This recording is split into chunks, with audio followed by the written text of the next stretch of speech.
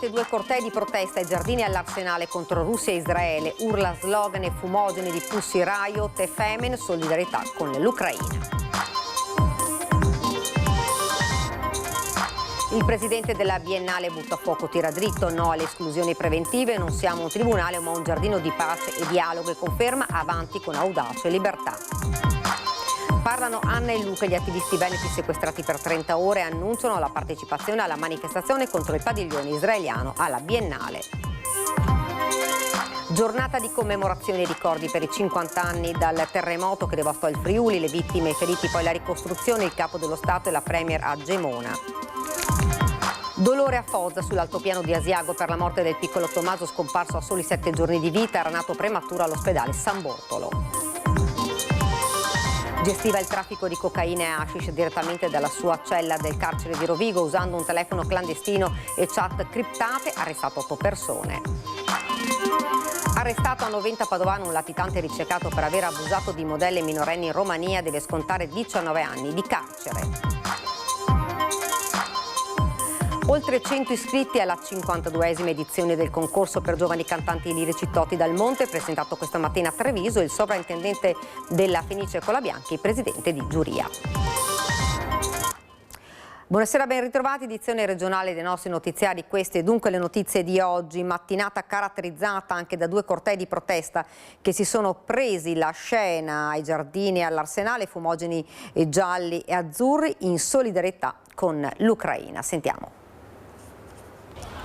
È stata anche la mattinata delle proteste contro i padiglioni aperti della Russia ai giardini e di Israele all'Arsenale alla 61esima esposizione internazionale d'arte della Biennale di Venezia. Due cortei distinti di manifestanti hanno animato, come peraltro era stato largamente annunciato, la protesta e la mobilitazione. Circa 200 gli attivisti che hanno presidiato l'ingresso del padiglione di Israele al grido Palestina libera, stop al genocidio, ma ad aprire le proteste sono state le Pussy Riot e le Femen, con il volto travisato da passamontagna color rosa. Si sono fermate davanti al padiglione della Russia con dei fumogeni e i colori della bandiera dell'Ucraina. La protesta, molto scenografica e pacifica, è durata circa un quarto d'ora. Davanti al padiglione di Israele, invece, una sorta di prova generale di quanto potrebbe succedere anche venerdì. Non ci sarà quel giorno il ministro dei beni culturali Alessandro Giuli, ma a Venezia, nelle stesse ore, è previsto l'arrivo del vice premier Matteo Salvini, in segno di stima e vicinanza al presidente della Biennale Pietrangelo Buttafuoco. Salvini ha annunciato che visiterà tutti i padiglioni, compreso quello russo. 38.000 persone con le sue bombe, droni, missili, mentre altre 10.000 sono state sepolte vive sotto le macerie e decine di migliaia sono state ferite, sfollate, traumatizzate. Alle persone palestinesi di Gaza viene negata ogni infrastruttura fondamentale per la vita: ospedali, scuole, campi profughi, istituzioni culturali e civili, tutto distrutto. Nel frattempo in Cisgiordania la violenza dei coloni si intensifica. Sosteniamo le dimissioni della giuria internazionale. Concordiamo con il loro rifiuto di prendere in considerazione per i premi di quest'anno stati accusati di crimini contro l'umanità, incluso Israele.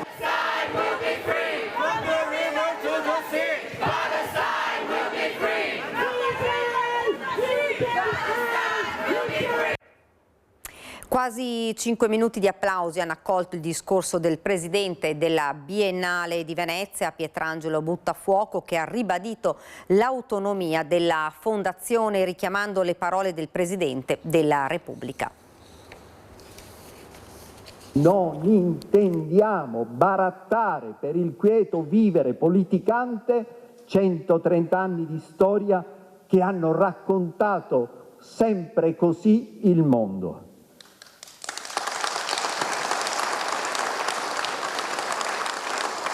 Il presidente della Biennale di Venezia, Pietrangelo Buttafuoco, si è appellato alle parole del Presidente della Repubblica, Sergio Mattarella, pronunciate ai Davide di Donatello, per ribadire ancora una volta la necessità di andare avanti con audacia e libertà, l'autonomia e l'indipendenza della Fondazione. Un discorso accolto da quasi 5 minuti di applausi, calorosi abbracci e persino commozione delle persone in sala. Il Presidente del Consiglio Giorgia Meloni ha una precisa domanda, la domanda delle domande sulla partecipazione della Russia alla Mostra internazionale d'arte, una domanda fatta dal Corriere della Sera, ha detto: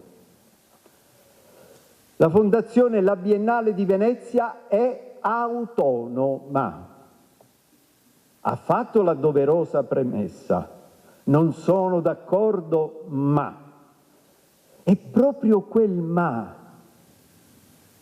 da par suo, e io la ringrazio, proprio in quel ma ha confermato, sgargiante e definitiva, la libertà e l'autonomia, e quindi la libertà e l'audacia, che sono alla radice dello iure, la civiltà del diritto. Oggi arriviamo a questa apertura dopo aver attraversato settimane complicate, vorrei dire giornate complicate. Noi non possiamo chiudere, noi non possiamo boicottare come risposta automatica, possiamo e dobbiamo discutere, possiamo dissentire, e lo facciamo anche con forza, ma dentro uno spazio condiviso e mai fuori da esso. E alle istituzioni chiediamo dialogo, non documenti che circolano sotto banco.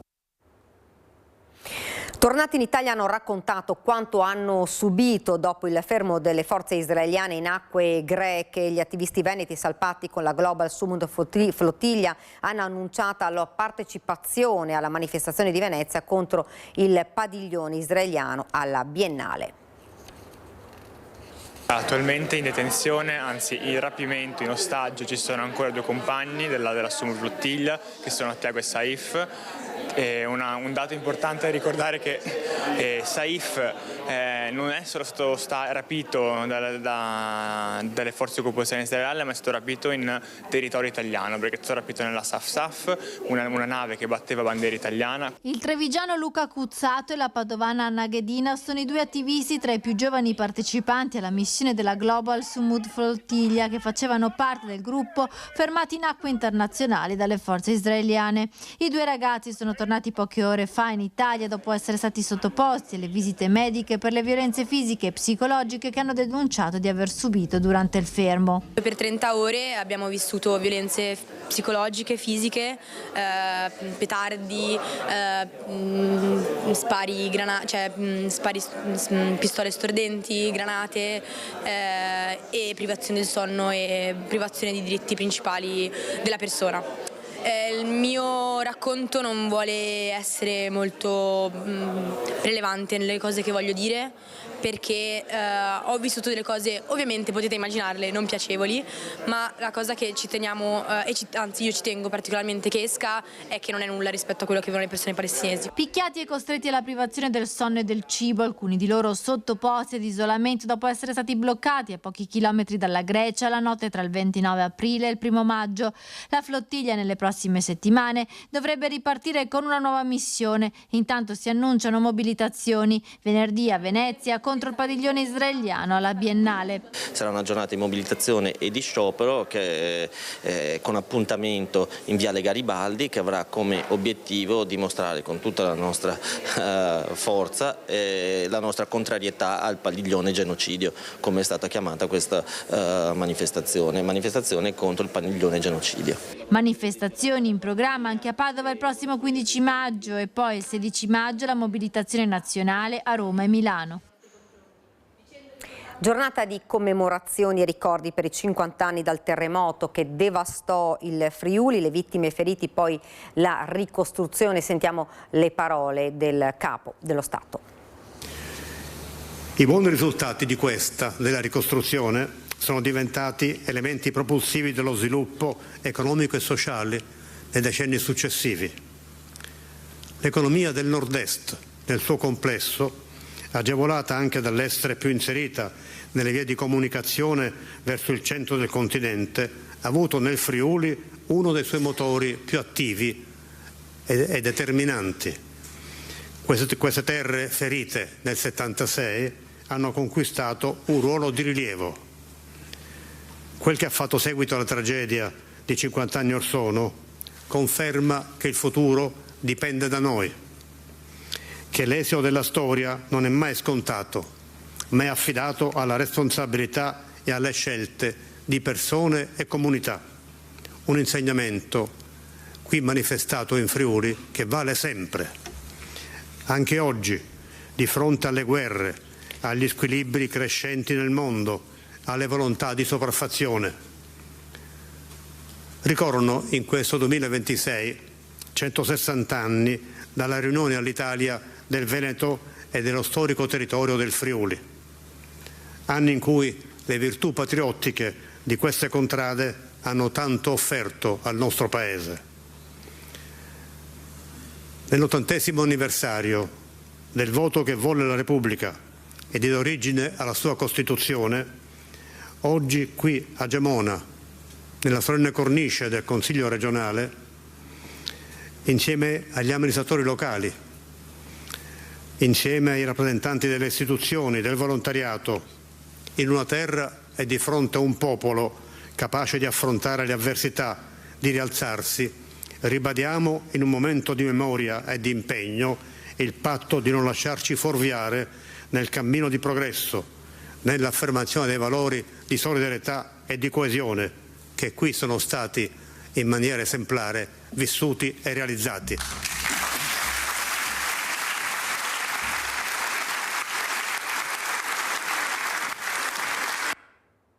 Il Friuli trasformò la tragedia del sisma in un modello di ricostruzione. Dopo il dolore prevarse l'orgoglio, i friulani reagirono, così la Presidente del Consiglio Giorgia Meloni. E lo fecero in un modo così straordinario da riuscire a trasformare la tragedia in un modello per l'Italia intera, il modello Friuli, ovvero il miglior esempio di ricostruzione post-sismica che l'Italia abbia conosciuto ad oggi.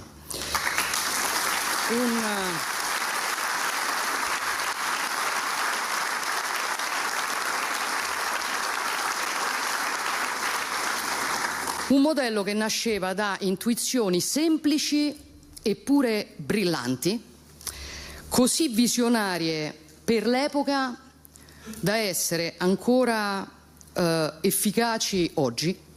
50 anni fa un rombo d'inferno attraversava questa terra meravigliosa, una calamità dalla forza mai vista prima, fermò la vita di quasi 1000 persone e in molti nel buio di quella notte pensarono che dalle viscere delle montagne si fosse risvegliato il leggendario Orcolat e che per 59 interminabili secondi avesse deciso di far sentire il proprio urlo, lasciando dietro di sé morte e distruzione.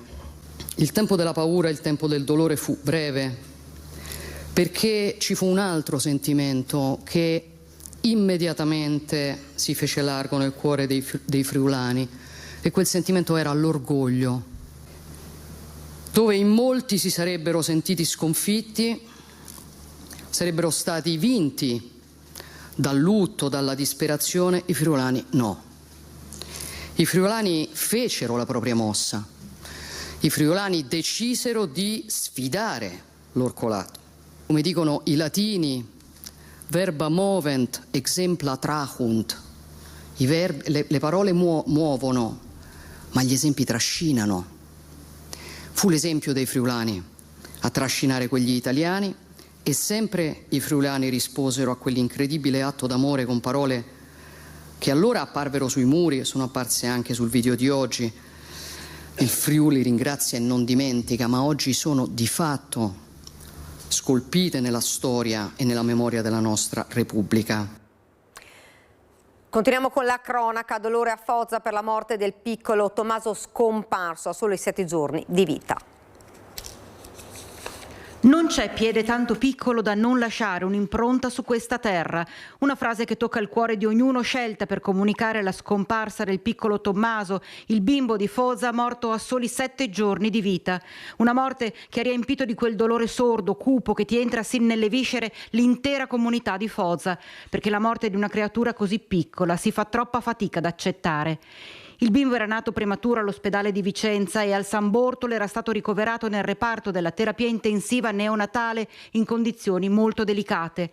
La situazione è precipitata lunedì senza lasciare scampo alla creatura. I genitori, seppur straziati dalla perdita del figlioletto, hanno trovato la forza di lanciare un messaggio di speranza e generosità, perché durante il funerale, che sarà celebrato giovedì alle 15 nella chiesa parrocchiale di Foza, hanno chiesto di raccogliere offerte da destinare proprio alla terapia intensiva neonatale di Vicenza, quell'angolo di mondo che per 7 giorni ha accolto e curato amorevolmente il loro piccolo Tommaso. Gestiva il traffico di cocaina ed hashish direttamente dalla sua cella del carcere di Rovigo usando un telefono clandestino e chat criptate. La Guardia di Finanza e la squadra mobile hanno arrestato 8 persone. Gestiva un vasto traffico di droga dalla propria cella. Sì, la regia della compravendita di stupefacenti all'ingrosso sarebbe partita direttamente dal carcere di Rovigo. Un detenuto albanese, secondo l'accusa, è riuscito a mantenere i contatti con l'esterno attraverso un cellulare clandestino nascosto nella propria cella, coordinando il giro di hashish e cocaina tra le province di Rovigo, Vicenza, Padova e Treviso. All'alba di oggi la Guardia di Finanza di Vicenza e la squadra mobile di Rovigo hanno eseguito 9 misure cautelari richieste dalla Procura Rodigina ed emesse dal GIP. 4 persone sono finite in carcere, 4 ai domiciliari e una ha ricevuto l'obbligo di presentazione alla polizia giudiziaria. L'inchiesta nasce nel 2024, dopo l'arresto in flagranza a Vicenza di un cittadino algerino trovato con oltre 7,5 kg di droga tra cocaina ed hashish. Da lì gli investigatori delle Fiamme Gialle hanno ricostruito una rete composta da cittadini italiani, albanesi e croati residenti tra le province venete e Varese. Secondo gli inquirenti, il detenuto, utilizzando piattaforme di messaggistica criptata e pseudonimi, avrebbe fatto dal carcere da intermediario tra fornitori e acquirenti, organizzando prezzi, consegne e passaggi di denaro. Un traffico che avrebbe riguardato oltre 85 kg di droga e circa 90.000 euro in contanti. Le indagini, condotte con pedinamenti, appostamenti e intercettazioni telefoniche, hanno portato anche a sequestri importanti. Complessivamente 20 kg di hashish, 1 chilo di cocaina, marijuana, contante e perfino una pistola biretta con matricola limata e 14 cartucce. Nel corso dell'operazione sono stati inoltre arrestati in flagranza 3 individui per spaccio di droga. Gli interrogatori preventivi, previsti dalla recente riforma del 2024, si erano svolti il 29 aprile in tribunale a Rovigo. Arrestato a Noventa Padovana un latitante ricercato per aver abusato di modelle minorenni in Romania. Tra il febbraio 2020 e l'aprile 2021 aveva abusato di giovani modelle minorenni adescate tramite servizi fotografici in Romania, sessioni di scatto che si trasformavano in violenze. Le vittime, tutte minorenni, avevano tra i 14 e i 17 anni. L'uomo, un 67enne romeno, è stato arrestato a Noventa Padovana, condannato all'estero, era latitante dal momento della sentenza, 19 anni e 4 mesi di reclusione per violenza sessuale aggravata ai danni delle 4 minori. Sul capo dell'uomo pendeva un mandato di arresto europeo emesso lo scorso aprile dalle autorità romene. I carabinieri del nucleo investigativo di Padova lo hanno rintracciato e arrestato in un'abitazione di Noventa Padovana. L'operazione, al termine di lunghe ricerche condotte insieme con il Servizio per la cooperazione internazionale di polizia del Dipartimento di Pubblica Sicurezza. Il 67enne è stato trasferito al carcere Due Palazzi di Padova, mentre la Procura di Venezia ha avviato le procedure di estradizione. Oltre 100 iscritti alla 52esima edizione del concorso per giovani cantanti lirici Toti dal Monte, presentato questa mattina al Teatro Comunale. Si esibiranno sui ruoli della Traviata, la metà sono stranieri. Dal 18 al 23 maggio Treviso torna a regalare un sogno a 105 giovani voci under 35 in arrivo da tutto il mondo, dal Giappone a Cuba, nel nome di Toti Dal Monte, icona di queste terre, voce che continua a risuonare viva tra chi oggi prova a farsi strada in un ideale passaggio di testimone che si tramanda da 52 edizioni. Un'edizione straordinaria che vede ragazzi provenienti da 18 paesi. Il premio Toti Del Monte è un premio sostanzialmente anche professionalizzante, cioè nel senso che chi esce da qui avrà un po' di più rispetto ad altri la strada spianata verso quella che è poi la professione. Ricordiamo che chi vincerà andrà poi a far parte del cast di Traviata, quindi un'opera anche un po' difficile e complicata, che verrà messa in scena qui nell'ottobre del 2026. I giovani si confronteranno sui ruoli della Traviata, rimessa a concorso dopo 20 anni, e i vincitori andranno in scena a Treviso, Padova e Rovigo nella prossima stagione. Titolo che prevede ruoli maturi, ruoli e vocalità particolari, anche la stessa Violetta. Ci vorrebbero, come dicevamo prima e commentavamo, tre soprani per coprire i 3 ruoli, diciamo, in un unico ruolo. Quindi ci auguriamo, siamo fiduciosi, abbiamo 35 Violette da ascoltare, saremo fiduciosi di trovare la Violetta adeguata. Talenti che il pubblico potrà ascoltare il giorno della finalissima, dove le porte del teatro si apriranno gratuitamente agli spettatori. E questo è previsto sabato 23 alle ore 17:30 con l'orchestra, quindi anche questa è una cosa importante, Orchestra Regionale Filarmonia Veneta, la prima volta dal 2021 che abbiamo l'orchestra. Prima le finali si facevano con il pianoforte, quindi è una novità da qualche anno. La giuria sarà presieduta dal sovrintendente della Fenice Nicola Colabianchi, che si è detto onoratissimo e ha ribadito la validità del premio della formula per giovani che cercano una carriera. E questa è una manifestazione assai importante perché consente di entrare nel mondo del lavoro in maniera viva, in maniera fattuale, cioè non soltanto con un premio, con dei soldi per fare cosa? Per studiare ulteriormente, per andare a fare audizioni in giro che poi diventano scarsamente proficue tante volte. Quindi diciamo è una iniziativa particolarmente apprezzabile proprio perché consente l'ingresso nel mondo del lavoro in maniera diretta e non mediata da non si sa quali strade. Ecco. E anche la città sarà trasformata in un palcoscenico aperto al mondo, con mostre ed eventi collaterali, dagli abiti di scena alle vetrine a tema, fino all'invito per i finalisti di sedersi ad un tavolino e mangiare il tiramisù, magari con la voce di Toti in sottofondo, perché la lirica non sia polvere da museo, ma ancora una volta carne, voce, respiro. Ed è davvero tutto, dopo la sigla e le previsioni del tempo. Grazie per averci seguito e buona serata.